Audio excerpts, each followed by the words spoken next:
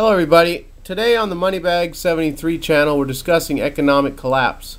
Now, I've become aware of mainly two camps when you're having this type of discussion. There's the beans and bullets crowd and the beans, bullets, and bullion crowd. And my brother is a combat vet with 18 years military service, 5 years active duty, currently a platoon sergeant for military police company and National Guard. He's done security at 2 different Olympics, Korea in '88, Utah in 2002, and performed military police operations in 10 different countries, including Korea, Egypt, Belize, and Iraq, and was an instructor at the Baghdad Police Academy.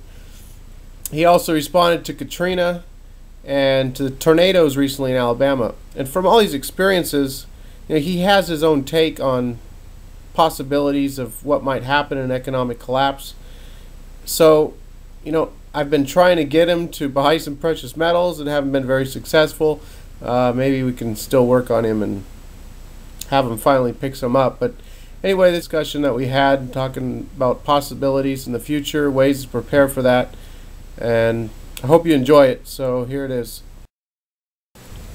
Okay, so the main thing that I wanted to get out today was our main difference that we have in views of a possible economic collapse / currency crisis, where I feel it's extremely important to have a way of purchasing things, having some real money. If the paper money is not accepted, having some small silver coins that might be able to use as not really barter, but like purchasing things is real money, which has been for thousands of years.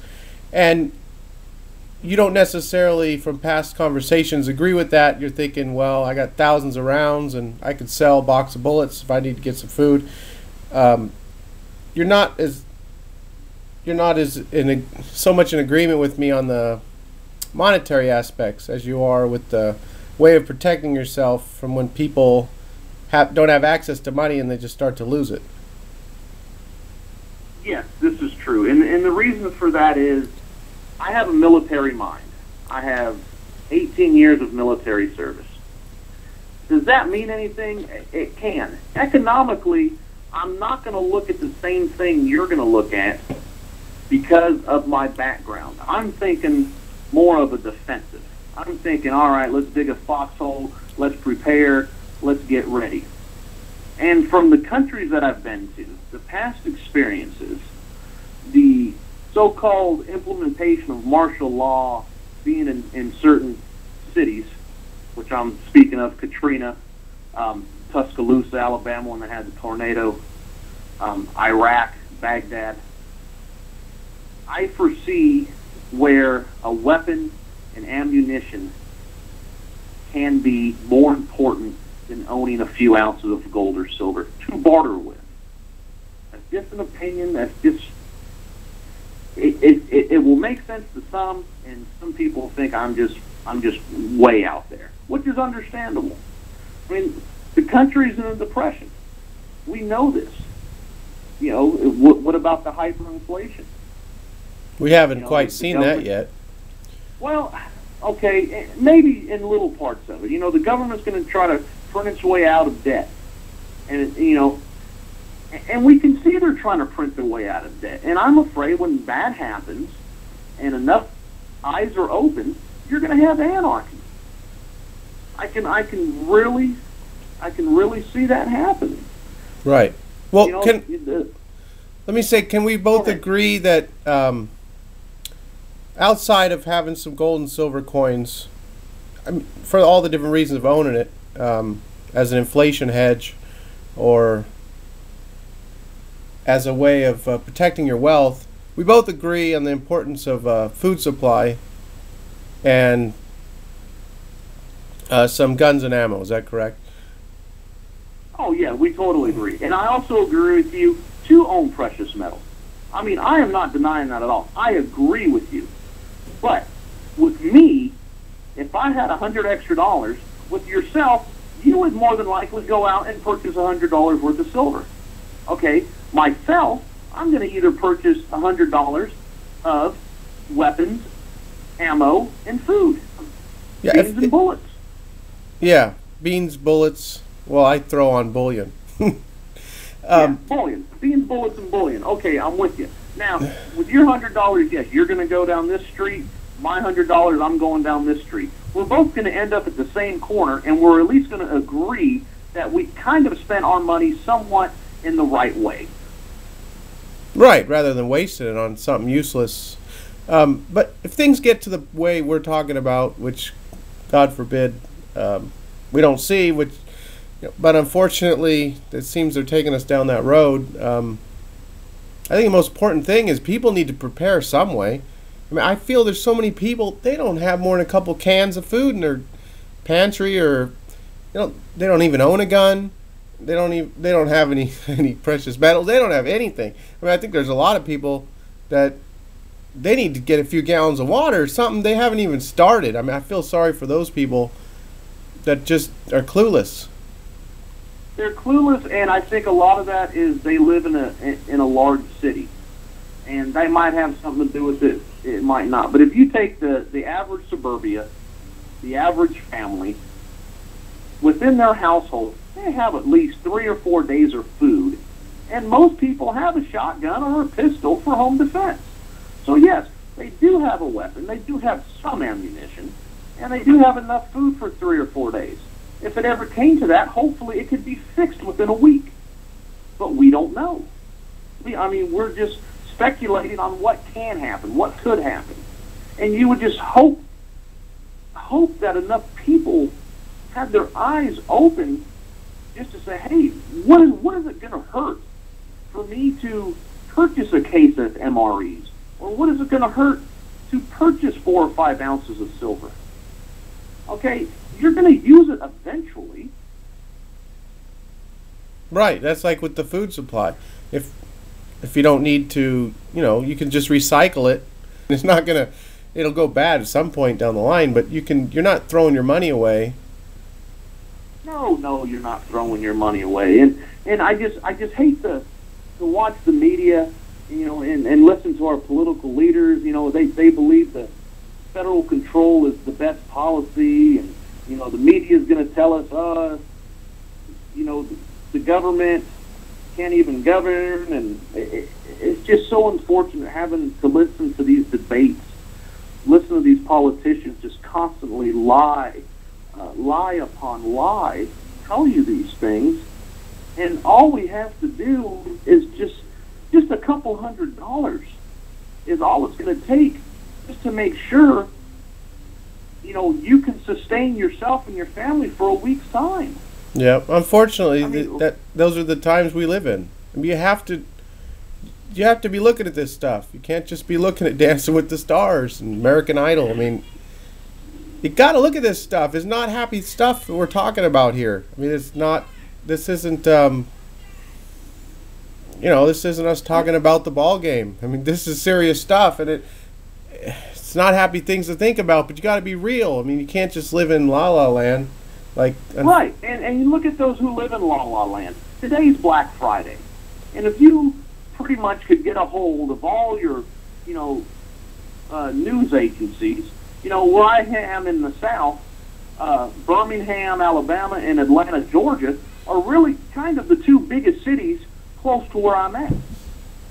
If you were to take all of the local news and look at all the people who've been arrested today, even in smaller parts of the country, it don't matter where, look at all the number of people who were arrested today fighting over Barbies, fighting over a $200 TV. Okay, if the average person is going to fight over these idiotic things, what happens when they can't use their debit card? Yeah. What happens when they can't purchase anything? That's a good point. If they're going to act that stupid today, just wait and see how stupid they're going to act when they can't even purchase something. These people today were able to purchase it, and they're fighting. Yeah. Think of when they're not going to be able to purchase it. Yes, martial law will occur, no doubt. Okay, so real quick before we end this today, I wanted your take on martial law from your military experience and background. Do you really see the whole thing with the FEMA camps and the barbed wire turned inward, and them filling it up with people. I mean, is that a reality for you? I mean, you just said that martial law will happen. I mean, I just wanted to get a quick synopsis of your view on that, and we close this out today. Yeah, I can see that.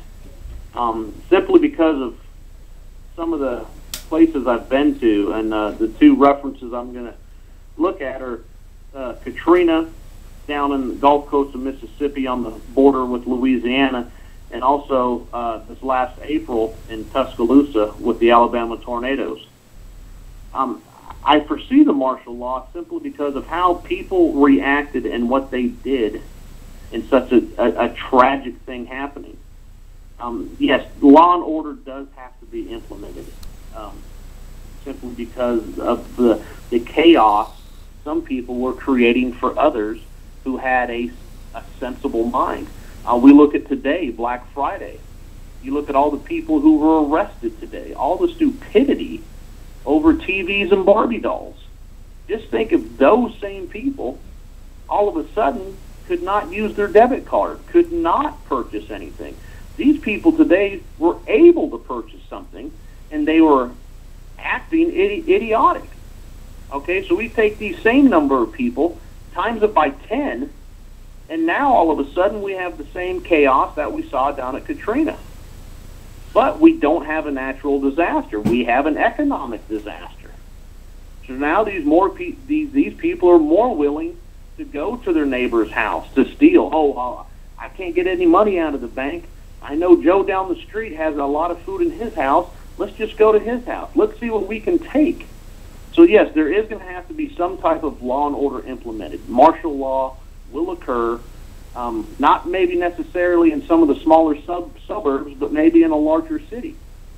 And then you also have to factor in all of the number of people it would take to implement that martial law. So yes, it's coming. It is happening. The military now trains in non-lethal tactics. We train in pepper spray. We train in tasers. We train in collapsible batons. There are numerous handcuffing techniques, if not with a normal set of handcuffs, but flex cuffs and other things. How to use two sets of cuffs to handcuff 4 people. Okay, let me cut in. Let me cut in real quick. So with this information, what can you say to the average Joe who might be listening to this, and how he can somehow? I don't know how you prepare for something like this. I mean, how does he try and view this as a possible future? I mean, how does he try and deal with the possibility of martial law situation? I mean, what's the average Joe situation in a martial law setting? To be vigilant of your surroundings. Wherever ground zero is, I hate to use the word ground zero, but wherever the main problem is going to be, get out of there. Just about everyone has at least 3 or 4 days of food, a couple gallons of water. Just about everyone has a pistol or a shotgun to defend their home with. If martial law is happening in your area, try to leave. Don't try to instigate anything. Don't try to be the hero and fight the intruder. Just get out of the area. Try to band with your neighbors. Get a little community going. With your neighbors. 4 or 5 neighbors who are hopefully like-minded and can foresee the future. Maybe you can go in together. Keep an eye on each other's homes. Keep an eye on the garden.